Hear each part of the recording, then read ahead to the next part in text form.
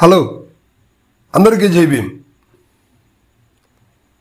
ఇటీవల ఉమ్మడి ప్రకాశం జిల్లాలో ఒక నియోజకవర్గంలో ప్రస్తుతం కానీ గతంలో కానీ ఇన్ఛార్జీలుగా పనిచేసినటువంటి వారందరూ కూడా ఒకే స్థానంలో అంటే ఒకే నియోజకవర్గంలో మరలా దర్శనమిస్తున్నారు.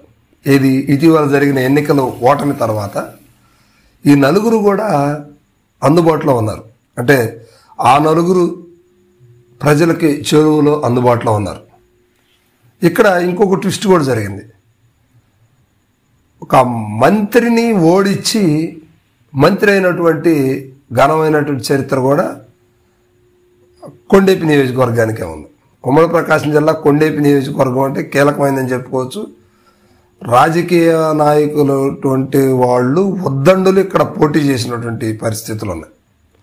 సో ఇప్పుడు ప్రస్తుతానికి కొండేపి ఎస్సీ రిజర్వ్డ్లో ఉందన్నమాట. ఇక్కడ గతంలో రాజశేఖర రెడ్డి గారి టైంలో ఆ తర్వాత జగన్మోహన్ రెడ్డి గారు పార్టీ పెట్టిన టైంలో ఇక్కడ జూపుడు ప్రభాకర్ రావు గారు వైఎస్ఆర్సీపీ నుంచి పోటీ చేసి ఓటమి పాలయ్యారు. ఆ తర్వాత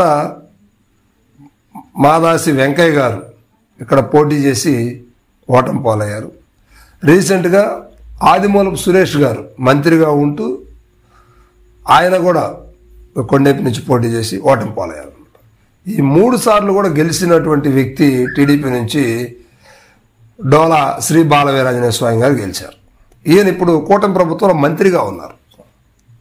సో అయినప్పటికీ అక్కడ ప్రజలకి అందుబాటులో లేరు అంటూ ఈ నలుగురు ఎవరైతే ఇన్ఛార్జీలుగా వ్యవహరించినటువంటి జూపుడు ప్రభాకర్ రావు గారు, మాదాసి వెంకయ్య గారు, ఒరికూటి అశోక్ బాబు గారు, అదేవిధంగా ప్రస్తుతం ఉన్నటువంటి ఇన్ఛార్జి ఆదిమూలపు సురేష్ గారు, ఈ నలుగురు కూడా నియోజకవర్గంలో ప్రజలకు బాగా అందుబాటులో ఉన్నారు. ఇది అన్ని చోట్ల జరగట్లేదు కానీ కొన్ని చోట్ల అంటే ఇలాంటి ట్విస్టులు అయితే జరుగుతున్నాయి. సో వైఎస్ఆర్సీపీ నెక్స్ట్ అక్కడ అంటే 3 సార్లు ఓటమి పాలయ్యేటువంటి పరిస్థితి అక్కడ కనిపిస్తూ ఉంది. ఈసారి ఖచ్చితంగా అక్కడ ఎట్టకేలకు గెలిస్తేరాలనే ఒక ఆలోచనతో వైఎస్ఆర్సీపీ చాప కింద నీరులాగా అడుగులు వేస్తూ వెళ్తుంది అన్నమాట. సో ఇది కొండేపి పాలిటిక్స్.